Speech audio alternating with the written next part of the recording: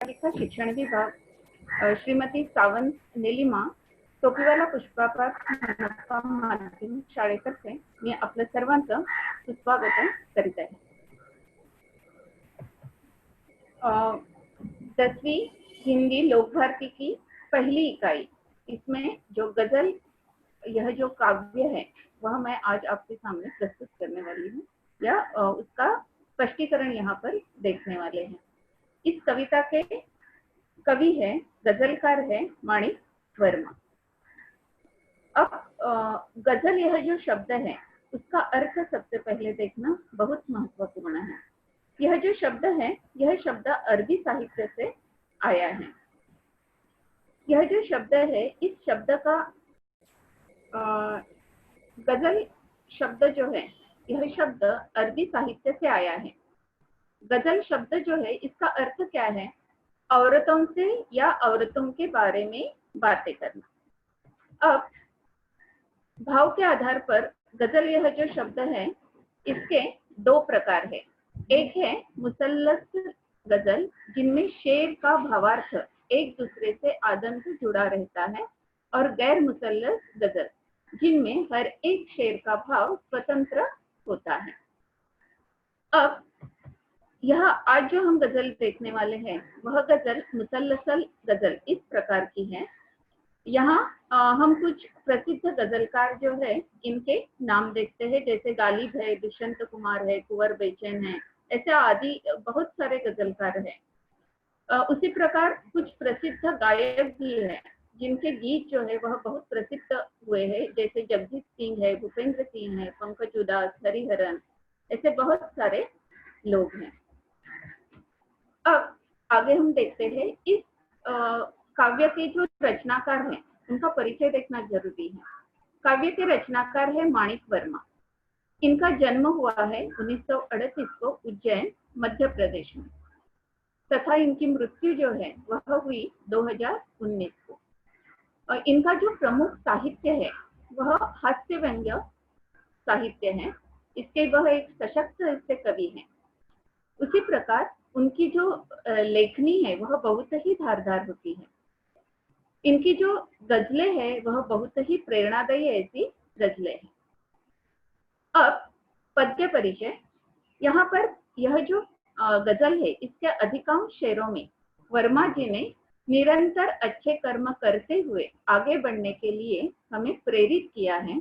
गजलकार का यह जो संदेश है वह संदेश देते हुए कहा है कि हमें अच्छे कर्म कर कर सुंदर दिखना चाहिए। सिर्फ दिखने से सुंदर दिखना यह कोई दिखना नहीं है, हमारे कर्म अच्छे होने चाहिए। हमारे अंदर इंसानियत जो है वह इंसानियत जिंदा रहनी चाहिए। अब यह गजल काव्य जो है वह काव्य हम यहाँ पर देखेंगे। आपसे किसने कहा स्वर्णिम शिखर बनकर दिखो?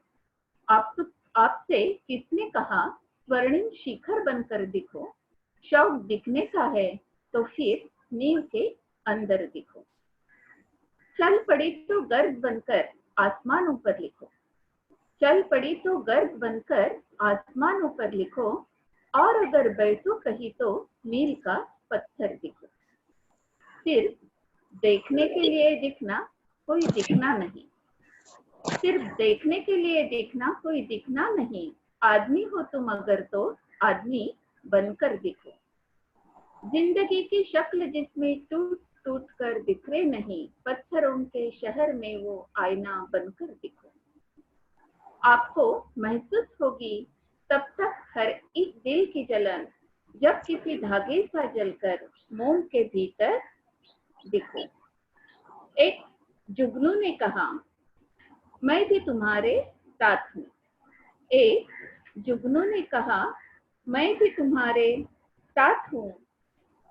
वक्त की इस धुंध में तुम रोशनी बनकर दिखो। एक मर्यादा बनी है हम सभी के वास्ते, एक मर्यादा बनी है हम सभी के वास्ते। गर तुम्हें बनना है मोती, सीप के अंदर दिखो। डर जाए फूल बनने से कोई नाजुक कली, डर जाए फूल बनने से कोई नाजुक कली, तुम ना खिलते फूल पर, तितली के टूटे पर दिखो। कोई ऐसी शक्ल तो मुझको दिखे इस भीड़ में, कोई ऐसी शक्ल तो मुझको दिखे इस भीड़ में, मैं जिसे देखूं उसी में तुम मुझे अक्सर दिखो। गजल मेरी इबादत है। इस इस काव्य संग्रह से यह गजल ली है। अब यह जो गजल का एक एक शेर है उनका हम यहाँ पर अर्थ देखेंगे। पहला है, आपसे किसने कहा स्वर्णिम शिखर बनकर दिखो, शौक दिखने का है तो फिर नींव के अंदर दिखो। अब यहाँ पर स्वर्णिम मतलब सुवर्णमय। तो यहाँ पर हमें गजलकार कहना चाहते हैं कि स्वर्णिम शिखर देखने से हमारा कार्य जो है वह उच्चतम नहीं होता। तो हमें क्या देखना चाहिए, तो नींव जो है वह नींव भी देखना जरूरी है। अब यहाँ पर हम ताजमहल का चित्र देख रहे हैं। ताजमहल आज विश्व के आश्चर्यों में एक गिना जाता है। क्यों? क्योंकि इसकी खूबसूरती से। यह बहुत ही खूबसूरत है। हम जब उसे देखने जाते हैं तो उसकी खूबसूरती देखते हैं, लेकिन यह जो ताजमहल है हमें जितना दिखाई देता है उतना ही है क्या? नहीं। तो यह जो ताजमहल है उसकी जो नींव है, आप यहाँ देखेंगे कि नींव जो है वह नींव का कार्य करने के लिए कितनी मेहनत करनी पड़ती है। तो यह जो नींव है वह नींव भी उतनी ही महत्वपूर्ण होती है। और यहाँ पर यह जो ताजमहल है वह इस नींव पर खड़ा है और इसीलिए आज इतने सालों से वहां पर हमें वह दिखाई दे रहा है। मतलब सिर्फ ऊपर का हिस्सा जो है या सुंदर देखना महत्वपूर्ण नहीं है, तो उसकी जो नींव है वह नींव भी उतनी ही मजबूत होनी चाहिए, तभी वह सुंदरता जो है वह टिकी रहती है। अब यहाँ पर आप पेड़ देखेंगे। पेड़ जो है वह हवा से इधर उधर हिलते रहते हैं, लेकिन यह जो पेड़ है हमें दिखाई देते हैं उतना ही उनका हिस्सा रहता है क्या? नहीं। उनकी जो जड़ें है वह जमीन में उतनी ही अंदर गई हुई रहती है। मतलब यह जो जड़ें है, यह जड़ें ही इनकी क्या है? नींव है। और यह नींव मजबूत है और इसी कारण हमें पेड़ का जो ऊपर का हिस्सा है वह दिखाई देता है। यह इसका मतलब है। मतलब यहाँ पर हमें क्या देखना है, तो हमारे विचारों की नींव जो है वह भी इतनी मजबूत होनी चाहिए कि आगे कोई भी समस्या क्यों ना आ जाए, लेकिन हमारे विचारों से हम टस से मस न हो। यही हमें इस शेरों से बताने का प्रयास गजलकार कर रहे हैं। अब आगे देखेंगे। चल पड़ी तो गर्द बनकर आसमानों पर लिखो, अगर बैठो कहीं तो मील का पत्थर दिखो। अब यहाँ पर आप देखेंगे, यहाँ यह चित्र है जो देखो आप कि गर्द मतलब धूल। धूल जो है वह जब उड़ जाती है, हवा के कारण जब वह उड़ जाती है तो वह आसमानों में फैल जाती है। यहाँ तक कि आसमानों में हमें कुछ दिखाई नहीं देता, यानी आसमान में इस तरफ फैल जाती है कि आसमान भी दिखना मुश्किल हो जाता है। तो यहाँ पर गजलकार हमें यही कह रहे हैं कि आप इतना सुंदर कार्य करो कि हर जगह पर आपकी ही कीर्ति बनी रहे। आपके विचार जो है वह आपके विचार इस तरह समाज में फैल जाए कि आपके सिवा किसी को देखना मुश्किल हो जाएगा। उसी प्रकार यहाँ पर गजलकार हमें कह रहे हैं कि हम मनुष्य हैं, प्राणी है, सजीव है, तो हमारी एक मर्यादा है कितने समय तक हम काम कर सकते हैं। यदि हम थक जाते हैं तो थकने के बाद यदि कहीं बैठ जाए तो बैठने के बाद भी सिर्फ आराम नहीं है, तो उस वक्त भी आपने किया हुआ जो काम है वह काम लोगों के लिए क्या होना चाहिए? पथदर्शक होना चाहिए, मार्गदर्शक होना चाहिए। किस तरह? जैसे आप यहाँ पर देख रहे हैं, मील का पत्थर जो हमें दिखाई देता है, जो हमें हमेशा मार्गदर्शन करता है, हमें हमारा पथ दिखाता है। तो उस प्रकार यहाँ पर हमें यह कार्य करते रहना है। यानी हम मनुष्य जीवन में आए हैं तो अंतिम क्षण तक जो जितना हो सके उतना अच्छा कार्य करते हुए लोगों के लिए प्रेरणा बनना, यह हमारा काम है। मतलब यहाँ पर कि जिंदगी में अच्छे कर्म करना कर यहाँ समाज में अपनी जो कीर्ति है वह कीर्ति फैलाना बहुत जरूरी है। इसके बाद आगे देखेंगे, सिर्फ देखने के लिए दिखना कोई दिखना नहीं है। सिर्फ देखने के लिए दिखना कोई दिखना नहीं है।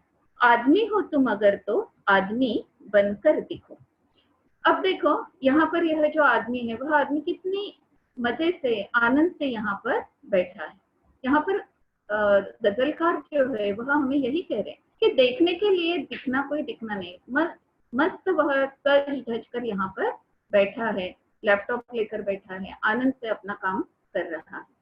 लेकिन इससे समाज को क्या फायदा है? तो यदि उसका जो कार्य है उस कार्य से या उसका यह जो दिखना है उस दिखने से यदि समाज को कुछ फायदा है तो उसका यह जो दिखना है वह दिखना निहायत खूबसूरत है। हमें आदमी हो तुम अगर तो आदमी बनकर देखो। अब यहाँ पर आप देखते होंगे यदि आप में इंसानियत है, इंसानियत जिंदा है, तो आपको क्या करना जरूरी है? दूसरों की मदद करना जरूरी है। हमें किन्हें मदद करनी है? तो जो जरूरतमंद है, जिन्हें हमारी जरूरत है, जो दुख में है, दर्द में है, उन्हें हमें मदद करना यह हमारा कर्तव्य है। अब आप यहाँ पर देखते होंगे, अब कोरोना का यह समय है। इस समय जब कोरोना के कारण लॉकडाउन शुरू हुआ तो बहुत सारे लोग यहाँ पर समस्या में आ गए थे। खाने पीने के लिए इनके पास कुछ नहीं था। ऐसे समय यानी उस समय किसी को बाहर जाना भी उनके लिए मुश्किल था। और ऐसे समय कई लोगों ने अपनी ओर से जो जरूरतमंद थे, जो गरीब थे, जिनके पास खाने पीने के लिए कुछ नहीं थे और जो यहाँ पर काम नहीं है इसीलिए अपने गांव की तरफ जा रहे थे, चलते जा रहे थे, उनके पास कुछ नहीं था, तो ऐसे लोगों को भी उन्होंने खाने का इंतजाम किया। जितना हो सके, जितनी उनकी जरूरतें थी वह जरूरतें पूरी करने का प्रयास वहां पर किया है। मतलब इनके अंदर जो इंसानियत है वह इंसानियत तब उभर आई और उन्होंने दूसरों को मदद करने की कोशिश की। ऐसी बात नहीं है कि दिखना अच्छा दिखने वाला या सज धज कर या अच्छे कपड़े पहनने वाला किसी को मदद करता नहीं है, ऐसी बात नहीं है, वह लोग भी मदद करते हैं। लेकिन सिर्फ देखने के लिए दिखना, कोई लोग तो सिर्फ इसीलिए रहते हैं कि सज धज कर बैठो, सज धज कर इधर उधर जाओ और समाज में ऊंचा स्थान पाने का प्रयास करते हैं। तो यह संभव नहीं है। जब आपके अंदर इंसानियत है, कुछ अच्छे कर्म आप करेंगे तो ही आपकी जो इंसानियत है वह इंसानियत समाज के सामने आ जाएगी। तो अच्छा कर्म करना, यह जो कवि का प्रमुख हेतु है वह जो यहाँ पर भी हमें दिखाई देता है। अब आगे देखेंगे, जिंदगी की शक्ल जिसमें टूट कर बिखरे नहीं। जिंदगी की शक्ल जिसमें टूट कर बिखरे नहीं, पत्थरों के शहर में वो आईना बनकर देखो। अब देखो हम शहर में रह रहे, लेकिन मतलब शहर में ही ऐसी बात नहीं है। आजकल आदमी जो है वह इतना बिजी हो गया है कि उसे किसी के लिए रुकने के लिए उसके पास समय नहीं है। हम तो शहर में आए हैं, काम करने के लिए आए हैं, यहाँ भीड़ इतनी है कि भीड़ के कारण हर एक परेशान है और उसके पास समय जो है वह समय भी कैसा है, बहुत ही कम है। और इसी कारण यदि कोई मुसीबत में है तो उसे रुक कर उसकी सहायता करने के लिए उसके पास समय भी नहीं है। अब देखो यहाँ पर आप दूसरा चित्र देख रहे होंगे कि यह जो आदमी है वह आदमी अपघातग्रस्त हुआ है, लेकिन सिर पकड़कर बैठा है। क्यों? क्योंकि उसके पास मदद करने के लिए कोई उसकी मदद करने के लिए नहीं है। और यही यहाँ पर कवि हमें कह रहे हैं कि जिंदगी की शक्ल जिसमें टूट कर बिखरे नहीं, यह सिर्फ जीने के लिए जीना, यह कोई जीना नहीं है। और यदि इस प्रकार की जिंदगी हम जीना शुरू कर देते हैं तो हमारे अंदर की जो इंसानियत जो है वह इंसानियत वहां पर नहीं रह जाती। अब यदि आईने के सामने, आईना जो है वह हमारा बाहरी रूप तो हमें दिखाई देता है, उसी प्रकार हमारी अंदर की जो प्रतिमा है, इंसानियत की प्रतिमा जो है, वह प्रतिमा दिखाने का कार्य सिर्फ हमारा मन जो है, हमारे अंदर के अच्छे गुण जो है वे ही करते हैं। और वे ही हमें क्या बता देते हैं कि हमें कैसे कार्य करने चाहिए। तो अच्छे कार्य करने चाहिए। जब किसी को जरूरत है, जब किसी को मदद चाहिए, उस वक्त हम आगे होते हैं तो ही हमारे अंदर जो इंसानियत है वह इंसानियत दिखाई देती है। और वही तभी हमारी इंसानियत दिखती है। और यह जो बात है, यह बात हम अपने अच्छे कर्मों से ही कर सकते हैं। मतलब यहाँ पर भी जरूरी है कि अच्छे कर्म करना जरूरी है। अच्छे कर्म से ही हम समाज में अपना जो स्थान है वह स्थान पा सकते हैं।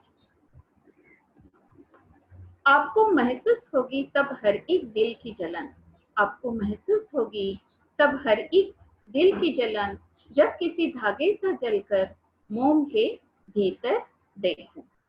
अब यहाँ पर आप देखेंगे, यहाँ यह मोमबत्ती का चित्र है। मोमबत्ती तो हर एक ने देखी है। और यह जो मोमबत्ती है वह मोमबत्ती का मोम है। उस मोम के अंदर एक धागा भी रहता है। वह धागा जब हम जलाते हैं तो उसे जलने की जो मदद है वह मदद कौन करता है? मोम करता है। और उसी कारण यह जो मोमबत्ती है वह मोमबत्ती क्या हो जाती है? जलती रहती है। अब मोमबत्ती जो है, यह मोमबत्ती खुद जलकर कौन सा कार्य करती है? तो दूसरों को प्रकाश देने का कार्य करती है। दूसरों की मदद करने का जो काम है वह काम यहाँ पर कौन करती है? यह मोमबत्ती जो है वह मोमबत्ती वहां पर करती है। अब आप देखेंगे समाज में इस मोमबत्ती की तरह काम करने वाले कई लोग होते हैं। अब आप जो चित्र देखते हैं उस व्यक्ति को तो आप पहचान ही गए होंगे, यह है आदरणीय बाबा आमटे। तो वे एक अच्छे घर के, यानी एक अमीर घर का एक लड़का होते हुए भी उन्होंने वह जो जिंदगी थी वह जिंदगी वहां पर ठुकरा दी। और जो गरीब थे, जिन्हें दूसरों मदद की जरूरत थी, या जो अज्ञानी थे या ज्ञान से बहुत दूर थे, ऐसे लोगों के लिए उन्होंने अपना कार्य शुरू कर दिया। कार्य इतना दिल से किया कि कुष्ठ रोगी जो थे, कुष्ठ रोगी यानी एक समय था कि उस समय इन लोगों को समाज से बाहर किया जाता था। जब यह जो कुष्ठ रोग हो जाता था तो समाज से उन्हें बाहर किया जाता था। तो ऐसे लोगों के लिए उन्होंने आनंद वन की निर्मित की, उन्हें एक अलग पहचान दी। और यह करते वक्त उन्होंने अपना पूरा जीवन जो था वह जीवन वहां पर बिताया। मतलब दूसरों के लिए काम करना, यह काम जो है वह काम हम किस प्रकार करते हैं और वह शुरू किया हुआ जो काम है वह काम कहाँ तक ले जाते हैं, यह बहुत महत्वपूर्ण है। उनका यह जो काम था, यह काम उनके बाद उनके जो बेटे हैं वह बेटे भी आज आगे ले जा रहे हैं।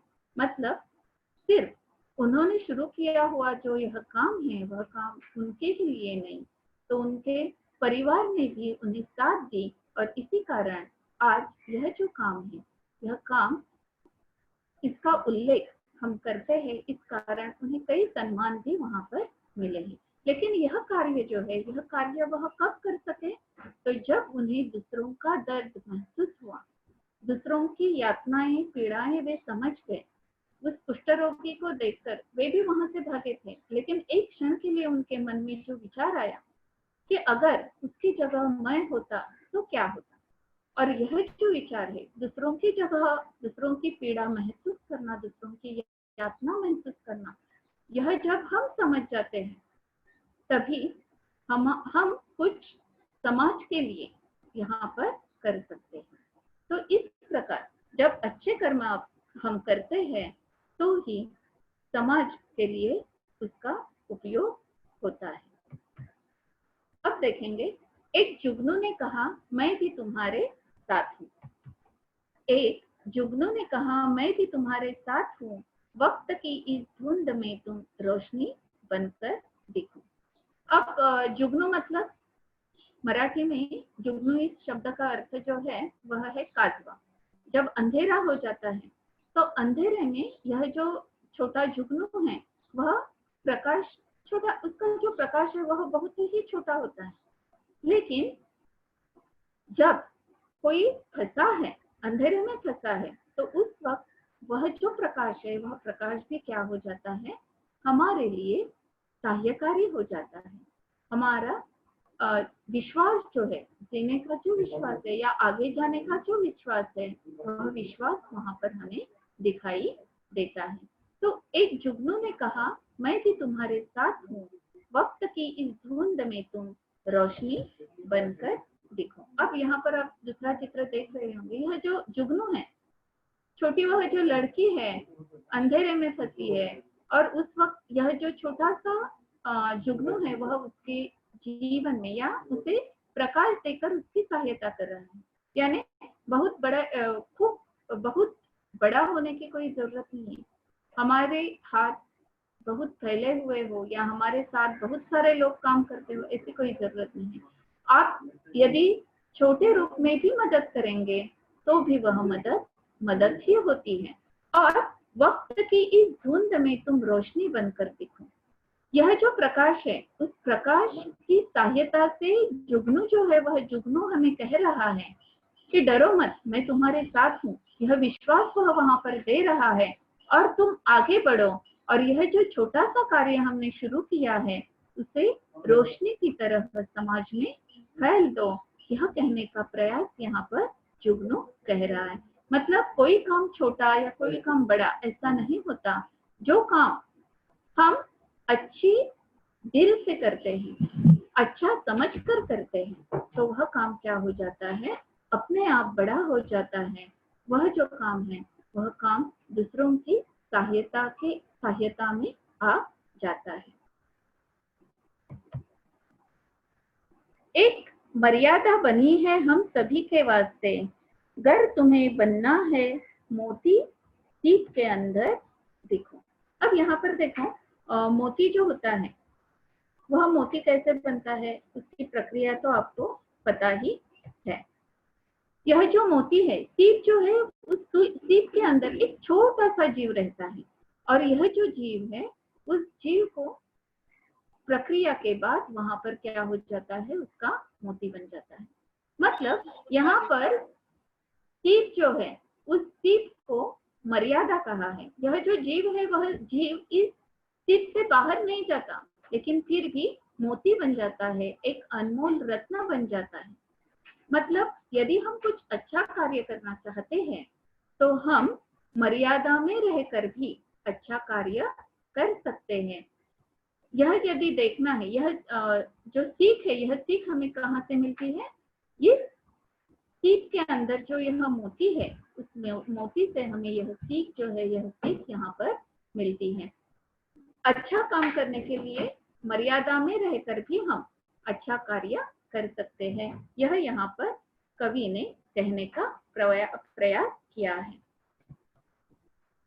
डर जाए फूल बनने से कोई नाजुक कली, तुम न खिलते फूल पर तितली के टूटे पर देखो। अब देखो, यहाँ पर कवि जो है वह कवि यहाँ पर एक संदेश हमें दे रहा है कि कुछ लोग जो है वह लोग आगे आने से डर जाते हैं। तो यहाँ पर कवि कह रहा है, गजलकार हमें कह रहे हैं कि यह जो नाजुक कली है वह कली क्या हो जाती है, फूल बनने से डर जाती है। क्यों? क्योंकि उसे मालूम है वह नाजुक है, उसका जीवन जो है वह बहुत ही कम है। लेकिन यहाँ पर गजलकार इस फूल से कह रहे हैं कि फूल बनने से, कली से कह रहे हैं कि फूल बनने से डरो मत। क्यों डरो मत? तो तुम्हारे ऊपर आने वाली जो तितली है, उस तितली को देखो, यह तितली भी तुम्हारे ही तरह नाजुक है, तुम्हारे ही तरह उसका भी जीवन जो है वह जीवन बहुत ही कम समय का है, लेकिन फिर भी वह कोष से बाहर आने के लिए डरती नहीं है। उसका यह जो जीवन है वह जीवन वह बहुत ही आनंद से बिताती है। फूल जो है वह फूल एक ही जगह रहता है, वहां पर तितलियां या कुछ कीटक जो है वह वहां पर आ जाते हैं। तितली जो है उसका जीवन ऐसा नहीं, वह एक जगह से दूसरी जगह उड़ती रहती है।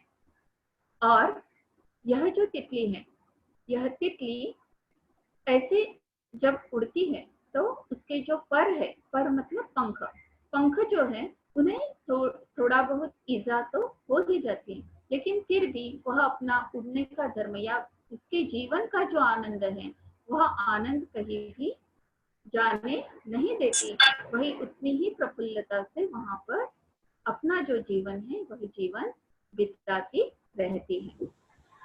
अब हम आगे देखेंगे, कोई ऐसी शक्ल तो मुझको दिखे इस भीड़ में, मैं जिसे देखूं उसी में तुम मुझे अक्सर दिखो।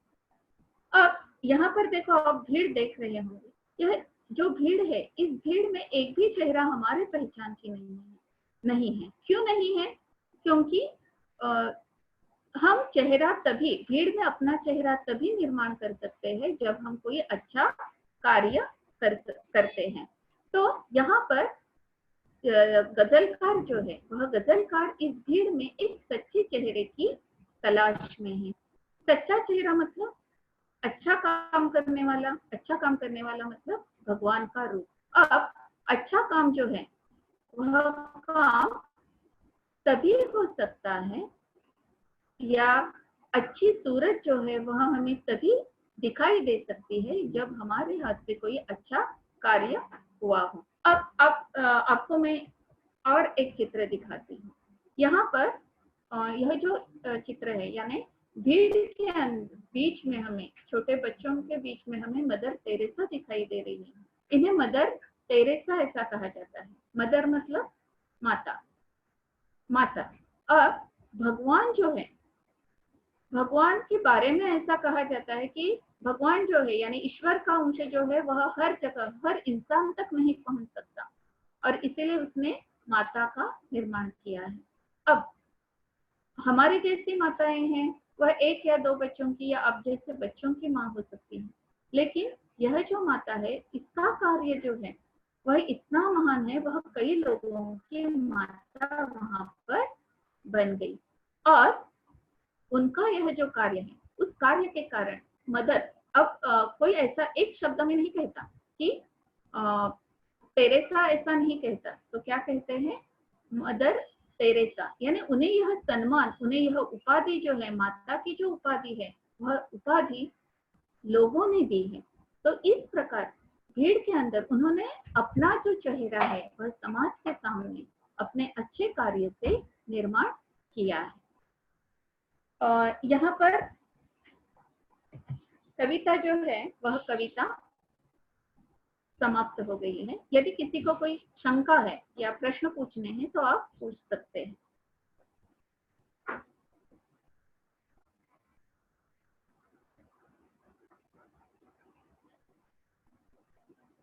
किसी को कुछ पूछना है?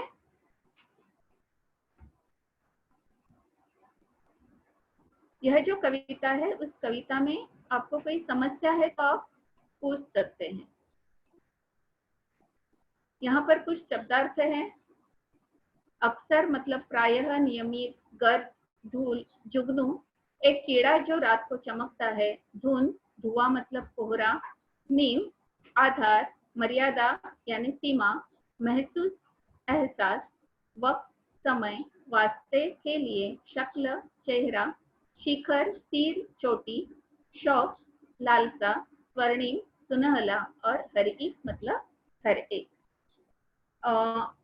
इसमें किसी को शंका है? कोई पूछना चाहते हैं आप इसमें से?